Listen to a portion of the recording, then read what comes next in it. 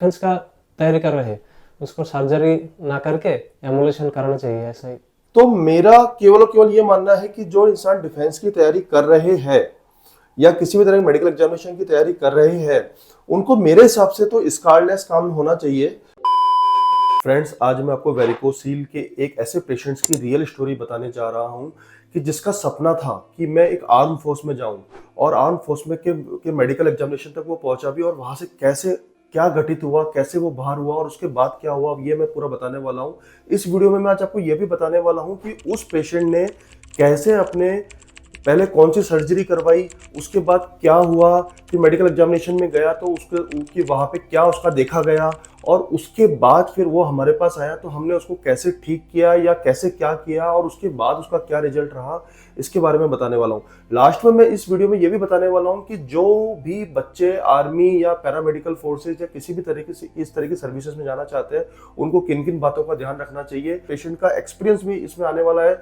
तो ये एक तरह से एक वीडियो कंप्लीट वीडियो है जिसमें पेशेंट की स्टोरी से लेके पेशेंट का लाइव केस, पेशेंट की अनुभव रहा हमारे साथ पूरा एक शेयर करूंगा। तो इस वीडियो से जुड़े रहिए, क्योंकि ये वीडियो मैं गारंटी से बोल रहा हूँ, लास्ट तक जाओगे तो आपको पूरी मदद मिलेगी। और एक शॉकिंग न्यूज भी इसमें मिलने वाली है आपको, कि वो शॉकिंग न्यूज की जिससे आपको पता पड़ेगा कि क्या आपको नहीं करना चाहिए।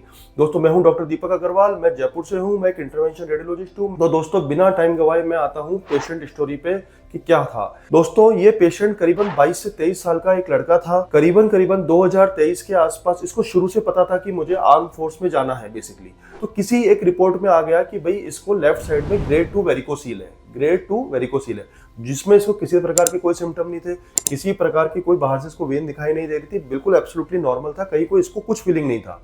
तो अब इसने देखा कि भाई अब ये तो ग्रेड 2 वेरिकोसील आ गई है, अब इसको ठीक कराना पड़ेगा। तो बिना किसी प्रॉपर काउंसलिंग के यहाँ पे इसने थोड़ी सी अंडर अवेयरनेस दिखा दी। पहले इसने ओवर अवेयरनेस दिखाई, बाद में अंडर अवेयरनेस दिखा दी कि भाई इसने बिना बिना किसी प्रॉपर काउंसलिंग ने एक ओपन सर्जरी करा ली, माइक्रोस्कोपिक ऑपरेट करा लिया। और उस माइक्रोस्कोपिक ऑपरेशन के बाद ये मस्त हो गया कि चलो ठीक है, मतलब मेरा तो एक ही मेरे को पॉइंट मिलने की उम्मीद थी, मेरा वो बिल्कुल एब्सोल्युटली बढ़िया हो गया, मस्त हो गया, कहीं कोई दिक्कत नहीं, और ये अपनी तैयारी में लग गया। अब कोइंसिडेंट है कि 2025 में एग्जाम क्लियर करके ये मेडिकल तक पहुंचा। तो मेडिकल में पहुंचा तो वहां पे इसकी वेन्स तो पहले भी 2023 में भी दिखाई नहीं दे रही थी और अभी भी दिखाई नहीं दे रही थी, ऐसी कोई विशेष समस्या दिख नहीं रही थी पहले भी।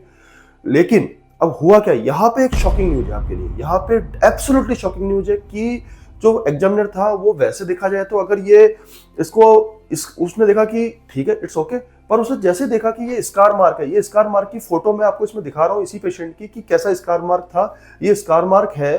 तो इस स्कार मार्क को देख के अल्टीमेटली जो असेसर था उसने देखा कि अरे यार ये क्या है, तो फिर उसको पता पड़ गया कि इसने सर्जरी कराई है कोई। तो इस वजह से उसको अल्ट्रासाउंड डॉपलर इवोल्यूशन के लिए आर्मी मेडिकल हॉस्पिटल में भेज दिया गया कि भाई तेरी तो सर्जरी हुई है पहले वेरिकोसील की, तो तू तो जा भाई और टेस्ट करा। तो इसके अल्टीमेटली वहां पे फिर से 2/3 के आसपास एक ग्रेड दे दी गई कि भाई तेरे को तो वेरिकोसील है, और इसको एक बार मेडिकल एग्जामिनेशन से बाहर कर दिया गया। तो इससे उसका सपना एक बार बिल्कुल टूट गया। अब फिर वो हमारे पास आया, तो मैंने उसको बोला भाई देख ऐसा है, उसने स्टोरी पहले फोन पे बताई, मैंने बोला तू आएगा, पहले असेस करेंगे क्या है क्या नहीं है, उसका देखेंगे। तो हमने उसको क्या किया, हमने उसको बिल्कुल देख के उसको काउंसलिंग किया कि भाई देख हम तेरे साथ, ये एक नॉन सर्जिकल मेथड होता है, बिना चीराफाड़ी का मेथड होता है, जिसको बोलते हैं वेरिकोसील एम्बोलाइजेशन। किसी तरह की कोई चीराफाड़ी नहीं है, कोई टाका पीटी नहीं है, कुछ नहीं है, और हम तेरे को ऐसे ऐसे करेंगे।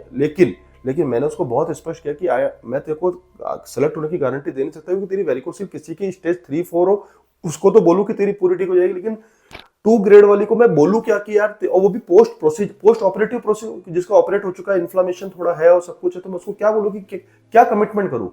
3-4 वाले को तो मैं बोलता हूँ तेरी ठीक हो जाएगी, पर 2 वाले को, वो भी पोस्ट ऑपरेटिव 2 वाले को मैं क्या बोलूँ। दोस्तों, अब मैं आगे बताऊंगा कि उसका प्रोसीजर कैसे किया और क्या किया।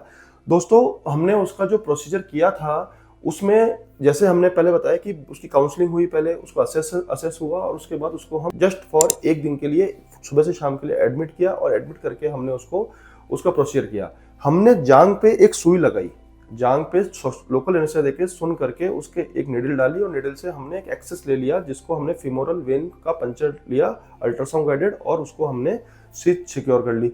उसके बाद हम एक पतली सी ट्यूब लेके गए, और ट्यूब को हम अपनी लेफ्ट रीनल वेन में लेके गए, और इसको कोबरा कैथेटर बोलते हैं, वो लेके गए, और वहां से हम एक हमने एक एंजियोग्राम लिया और हमने देखा कि वेन्स के आइडेंटिफाई करने की कोशिश की, और अब फिर हम लेफ्ट गोनाडल वेन, जो लेफ्ट टेस्टिस की वेन होती है, उसके अंदर हम माइक्रो कैथेटर की मदद से हम एंटर हो गए, और माइक्रो कैथेटर को हम बिल्कुल नीचे तक लेके जाके हमने एक फिर से रन लिया। तो हमने देखा इसको वेरिकोसील तो ठीक है, मतलब ऐसा तो नहीं बोल सकते कि इसको नहीं थी, इसको वेरिकोसील थी। जहाँ सर्जिकल का एक मार्क भी दिख रहा था, वहाँ पे हल्का सा एक दबाव था, और उसके बाद उसके अंदर डेफिनेटली उसके अंदर रिफ्लक्स भी आ रहा था, जो हमने ऑन टेबल भी हमने उससे जोड़ लगवाया तो थोड़ा रिफ्लक्स आ रहा था, वेन्स का गुच्छा भी नीचे बन रहा था। तो प्रैक्टिकली प्रोसीजर जेन्युइन था कि हाँ भाई उसको वेरिकोसील थी, और पोस्ट ऑपरेटिव स्कार जो उसमें जो अंदर की तरफ से जो सूचर लगा था वो भी हमें दिख रहा था उसमें, है ना, वहाँ पे वेन में एक कंप्रेशन था, एक टॉर्चुसिटी थी, एक किंक था।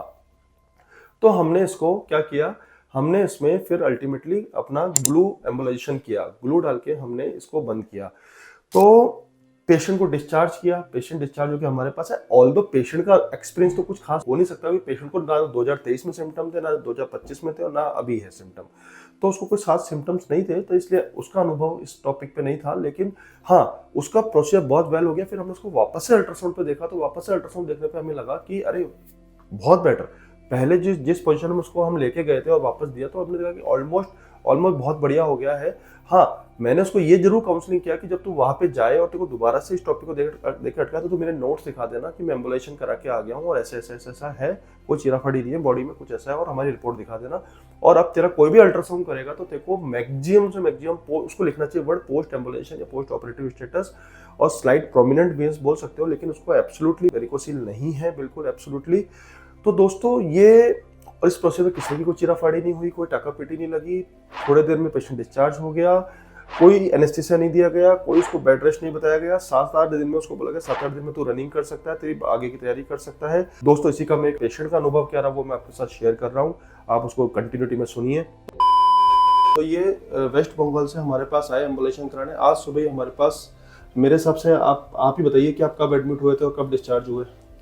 मैंने रात को आया था इधर हॉस्पिटल नहीं, इधर था, लेकिन हॉस्पिटल सुबह आया, इधर डॉक्टर सर और एक बार जांच कर लिया यूएसजी करके, तो वेरिकोसील है बोल के एडमिट कर लिया, और अभी डिस्चार्ज कर दिया शाम को। और ये जो ऑपरेशन हुआ था इसमें किसी तरह की कोई चीराफाड़ी या आपको किसी तरह का कोई दिक्कत, मतलब क्या रहा, कितना स्मूथ हुआ, कितनी देर लगी इसमें? नहीं, चीराफाड़ी तो कोई नहीं, लगभग 15 मिनट में हो गया, और उतना दर्द भी नहीं है, एक सुन करने का एक इंजेक्शन दिया और उतना महसूस भी नहीं हुआ। तो मैं आपसे बस इसमें एक क्वेश्चन ये पूछना चाहूंगा कि जो भी अपने 2023 से लेके आज 2026 चालू हो गया है, इस बिटवीन जो भी आपने पहले एक सर्जरी कराई, फिर अपन ने ये कराया, तो आपका अनुभव क्या रहा कि जो भी डिफेंस के बच्चे हैं, कोई भी मेडिकल एग्जामिनेशंस की तैयारी कर रहे हैं, उनको मतलब क्या करना चाहिए अगर उनको ये पता पड़ जाए कि मुझे वेरिकोसील है, या फिर उनको ये पता पड़ जाए कि भाई पॉइंट मिल गया वेरिकोसील का, तो उनको क्या करना चाहिए? मतलब अगर मेरे हिसाब से, मेरे तो दोनों एक्सपीरियंस हो गया, वेरिकोसील सर्जरी का और एम्बुलेशन का, तो मेरा हिसाब से जो डिफेंस का तैयारी कर रहे हैं उसको सर्जरी ना करके एम्बुलेशन कराना चाहिए, ऐसा ही। तो मेरा केवल ये मानना है कि जो इंसान डिफेंस की तैयारी कर रहे हैं या किसी भी तरह की मेडिकल एग्जामिनेशन की तैयारी कर रहे हैं, उनको मेरे हिसाब से तो स्कारलेस काम होना चाहिए। ऑल्दो मेरे पास काफी ऐसे बच्चे भी आते हैं जो अगर तैयारी कर रहे हैं चाहे नहीं कर रहे हैं, और जिन्होंने सर्जरी कराई है, और हर महीने कम से कम 5 से 7 पेशेंट हम वो ऑपरेट करते हैं जो कि पोस्ट सर्जिकल है, जिनका रिकरेंस है या फिर वो ठीक ही नहीं हुआ था, तो वो उनकी भी हम करते हैं। इसके साथ एक अच्छी बात और पता है क्या है कि इसके फोन में कुछ 3-4 क्वेश्चन लिखे हैं, वो क्वेश्चन मुझे बहुत अच्छे लगे, कि वो इसलिए अच्छे लगे कि वो आपके बहुत काम आएंगे। तो मैं इसी से बोलता हूँ कि वो क्वेश्चन अभी हाथों हाथ अपन से पूछ ले, ताकि मतलब आपको भी आइडिया लगे कि क्या करना चाहिए।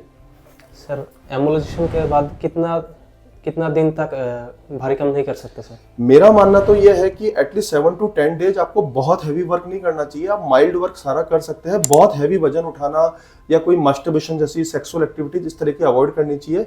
बाकी रूटीन काम आप सारा कर सकते हैं, वॉक कर सकते हैं, सब कर सकते हैं। 10 डेज बाद आप रनिंग भी कर सकते हैं। ठीक है सर, मेरा और एक दिक्कत है, और लैट्रिन के टाइम पेट में बहुत जोर देना पड़ता है, क्या इसमें कोई दिक्कत है? बिल्कुल, अगर लैट्रिन के टाइम आपको पेट में जोर देना पड़ता है, इसका मतलब आपको कहीं ना कहीं कॉन्स्टिपेशन या कब्जे की प्रॉब्लम रहती है, तो आपको अपने फूड को चेंज करना चाहिए। कहीं ना कहीं आपको पानी ज्यादा पीना चाहिए, हाइड्रेशन प्रॉपर रखना चाहिए, फाइबर डाइट को इंक्लूड करना चाहिए, आपको खीरा, ककड़ी, सैलेड्स या कुछ ऐसा फूड्स खाना चाहिए जिससे आपको कॉन्स्टिपेशन कम हो, कब्जी कम हो, क्योंकि हो सकता है कि माइट भी आपका कल्प्रिट ही ये हो, आपको ये हुआ इस वजह से हो जिसको क्रोनिक कॉन्स्टिपेशन रह रहा है, तो बिल्कुल जोड़ लगाते हैं तो अपने वॉल्व खराब हो सकते हैं, तो आपको तो अपना कॉन्स्टिपेशन तो रिलीव करना चाहिए। और सर डिफेंस का तैयारी ऐसा है, फिजिकल भी चालू रखना पड़ेगा, तो वो कितना दिन? मेरा ये मानना है कि 10 to 14 डेज बाद आप रन भी कर सकते हैं और अपनी हर तरह की एक्सरसाइज कर सकते हैं। मेरे अकॉर्डिंग आज आप बिल्कुल बढ़िया है। मैंने जो फील किया सुबह, जो मैंने आपको देखा था और अभी मैंने आपको देखा, तो मुझे ऑलमोस्ट 80 to 85% का डिफरेंस दिख रहा है। और कुछ क्वेश्चन? नहीं सर।